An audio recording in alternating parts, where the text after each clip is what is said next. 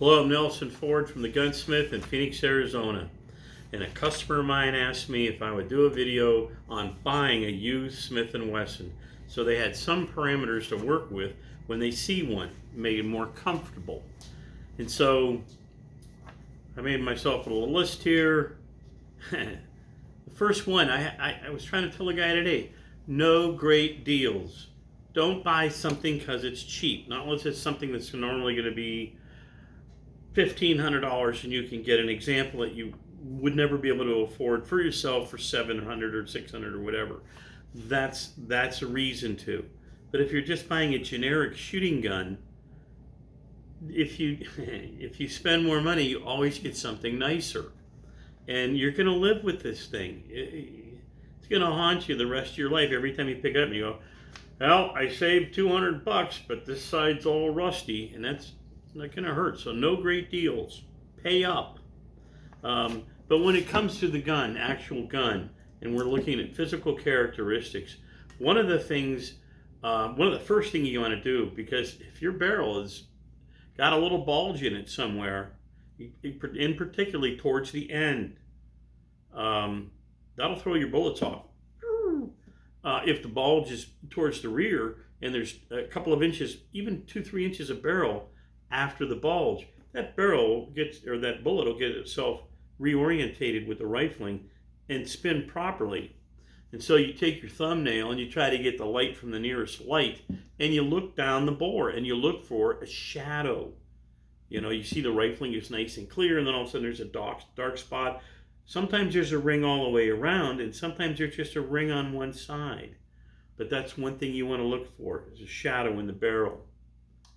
So let's see, loop and barrel, cracked cone. On the K-frames, if somebody's been running Magnums in a Model 19 made before 96, they cut an area in the forcing cone, we've talked about this before, to fit the yoke in place. And with really hot rounds in a 19, they're going to open up. And you can buy barrels on eBay. They come and go. Sometimes they're there, sometimes they're not. And we can swap them for you. But it's not something you want to start off with. Time and headspace. Timing is the most misused word in the world when it comes to revolvers. Timing is your gun's ability, when you slow cock it, for the cylinder, this one's real fast, for the cylinder to get in line with the barrel before the hammer gets to the back. And this one's real fast. At this point right here, it's already there, and the hammer's got another 3/8 of an inch to go. And you also want it to do that on double action. You pull, you hear the second click, it's in place. And so that's timing. Headspace. Headspacing is going to be tough for a lot of guys. A lot of guys have feeler gauges. Are usually bigger. They come 10 thousandths, 15, 20, 25, 30, 35 for spark plug gaps. But if you have the small ones that go 2, 4, 6, 8, etc., then you want about 4 thousandths in the front, about 10 thousandths in the back. If you have contact in the front and 15 thousandths in the back, we can bring that cylinder back and put it where it belongs. Cylinders can be a lot of work. Don't take them apart. When people put pliers on the end of these things and turn them with the cylinder out of the gun and the yoke is not in place, the extension right here coming off the extractor in there can get bent. And there's no way to straighten those. I can straighten rods, but not a rod on a bent extractor. And it's going to be sticky the rest of your life, and you're going to ruin the gun. Don't take the cylinders apart. They don't need to come apart, ever. Go take your transmission apart. Condition. It's like you're looking at a lawnmower. Has the guy beat it, or does the guy take care of it?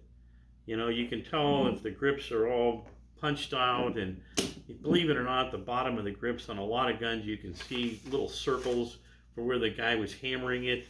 They're hammering something in with the grips. They've lost their minds. I heard a video the other day, guys talking about people slamming the cylinders in.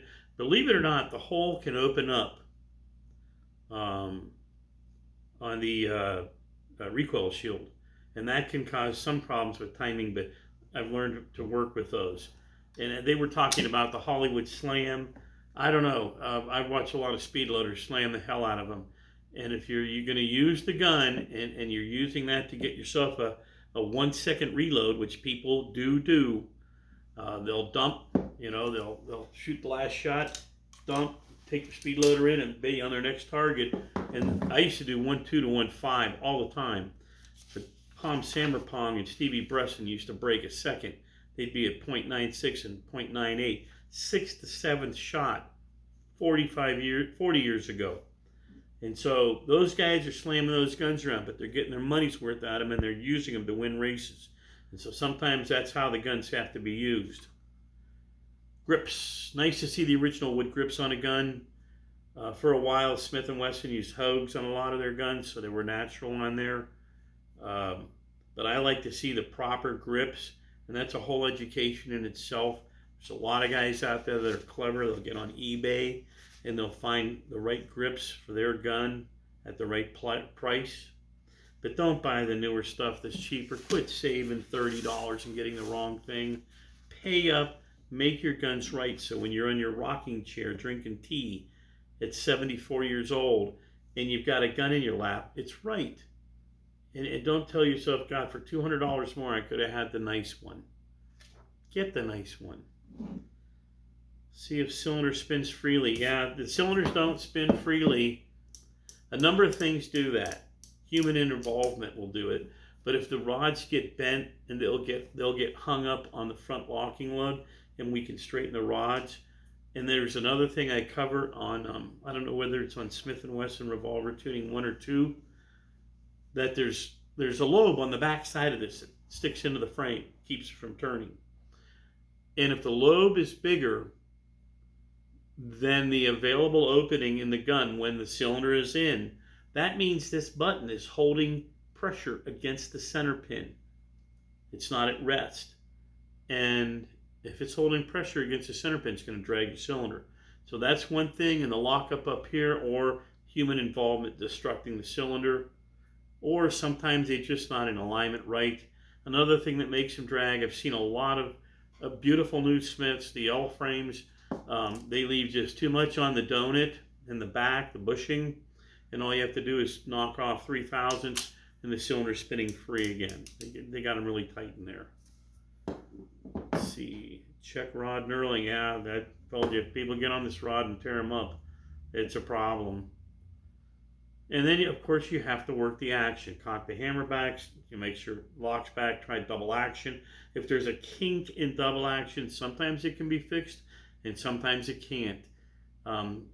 People getting into cutting the hammers and triggers at home can cause problems where you have to replace those parts. And the other thing is, people can't get the trigger out. They don't know you have to push the cylinder stop forward with the screwdriver sometimes to get the cylinder to trigger out off of its post. And they'll snap the post and they'll put the gun back together using the side plate to hold the post in place. And you can do that and it'll almost work, but you'll get kinks and funny feelings. And so you want the gun to work flawlessly in double action and single action. And that covers a lot of material on the Smith Revolver. If you have any other questions, I'd like to answer them for you. And so leave those under comments or questions. And I've enjoyed telling you what I know about trying to keep yourself out of trouble on the Smith. Spend the extra money, buy the nicer one.